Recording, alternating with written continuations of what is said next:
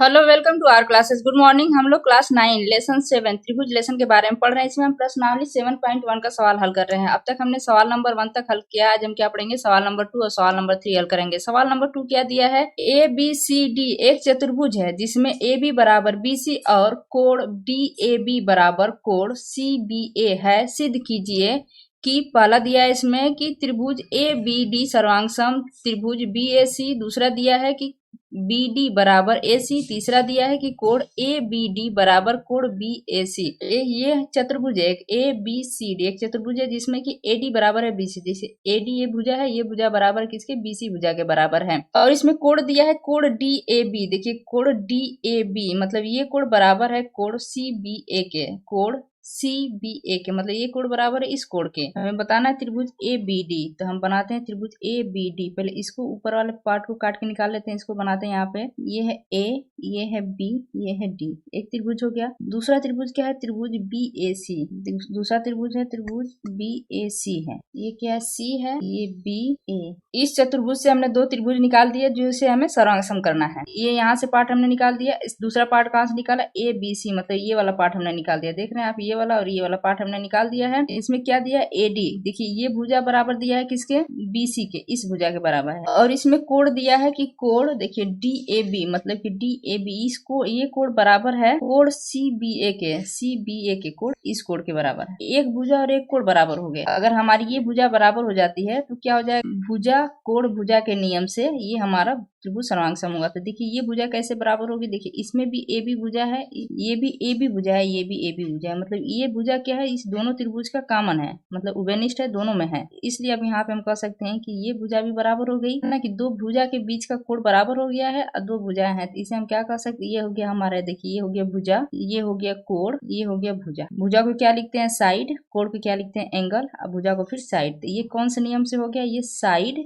Angle side. तो अब इसे हम हल करते हैं। इसे हम कैसे लिखेंगे, तो इसे हम पहले सबसे पहले लिखते हैं, दो त्रिभुज को हमें सर्वांगसम करना, तो दो त्रिभुज लिख लेते हैं। यहाँ पे लिख लेते हैं त्रिभुज ए बी डी व त्रिभुज बी ए सी में, इसमें दिया है ए डी भुजा बराबर है बी सी के, तो यहाँ पे हम लिख सकते हैं कि ए डी भुजा बराबर है बी सी के, दिया है ना। अब दूसरा क्या दिया है कि कोण डी ए बी बराबर है कोण सी बी ए के, ये भी क्या है, दिया है। ए बी बराबर होगा ए बी, तो ए बी भुजा बराबर होगी ए बी से। कैसे बराबर हो रहा है, क्योंकि ये दोनों में है, क्या है, ये उभयनिष्ठ है, ये उभयनिष्ठ है। फिर उसके बाद अब हम लिखते हैं कि भुजा कोण भुजा के नियम से, side angle side, yes A S नियम से त्रिभुज ए बी डी सर्वांगसम है त्रिभुज बी ए सी के। पहला यही सिद्ध करना था हमें।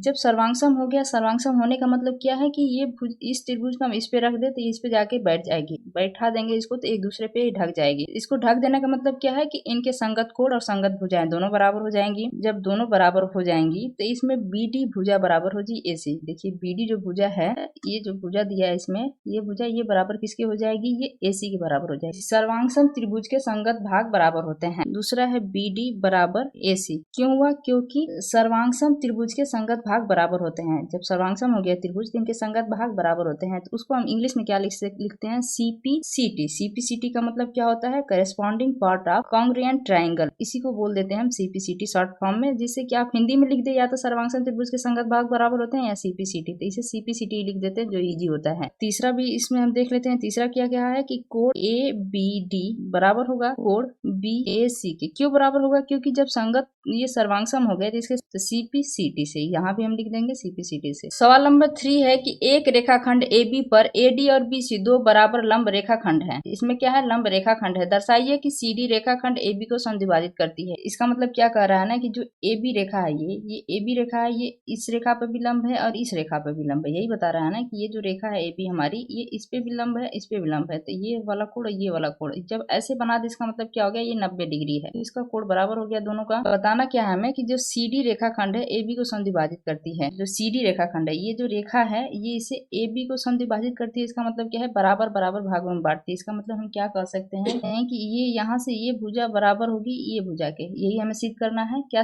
BO, इसे हम लिख सकते हैं BO बराबर कर देंगे AO। अगर इस रेखा को हमें बराबर बताना है तो हम सर्वांगसम का नियम पढ़ रहे हैं, तो इसमें सबसे क्या देखिए, इसमें दो त्रिभुज दिख रहे हैं आपको, ये त्रिभुज दो त्रिभुज दिख रहे हैं। अगर इस दोनों त्रिभुज को हम सर्वांगसम कर दे रहे हैं तो इसके सारे कोण और सारे भुजाएं बराबर हो जाएंगी, तो ये भी भुजा बराबर हो जाएगी एक दूसरे के। एक त्रिभुज ये क्या है O, ये क्या है D, ये क्या है A। इसमें से ये कोण दिया है, ये कोण बराबर है, ये कोण तो एक बराबर हो गया। देखिए यहाँ पे हम लिखते हैं त्रिभुज BOC, ये त्रिभुज हो गया BOC, एक त्रिभुज हो गया। वह दूसरा त्रिभुज क्या हो गया, त्रिभुज AOD, त्रिभुज हो गया AOD। इसमें जो हमारे में दिया है पहले ही कि ये जो रेखा पहले ही दिया है, बुक में देखिए जो दिया है रेखा हमारी BC रेखा बराबर है AD के, इसमें दिया है कि BC रेखा बराबर है AD के। अब हम यहाँ लिखते हैं कोण B बराबर कोण A, तो कोण B बराबर कोण A कैसे होगा, क्योंकि इसमें दिया है कि दोनों समकोण हैं। कोण B बराबर होगा कोण A, क्यों कोण होगा, क्योंकि समकोण है। समकोण का हमारे पास एक भुजा बराबर होगी, ये होगी भुजा, ये बराबर हो गई, ये कोण बराबर हो गया। ये कोण अगर बराबर हो जाता है, कोई भी दो रेखा है अगर एक दूसरे को प्रतिच्छेद करती है, ये रेखा है B